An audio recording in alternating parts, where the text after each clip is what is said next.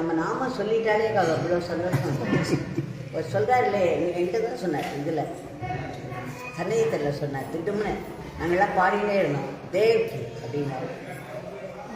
அது இங்கிலீஷில் சொன்னார், if you want to be happy in this life you have to make God happy, and to make God happy is to chant Krishna.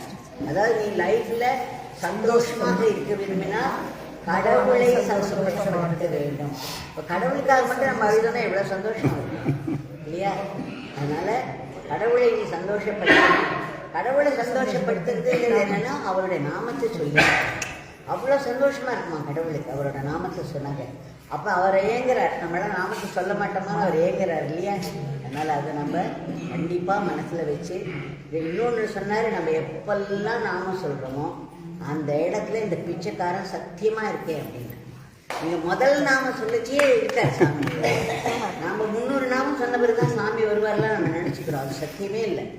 எது சத்தியம்னா நீங்கள் நாமத்தில் அவர் உட்கார்ந்துட்டார்.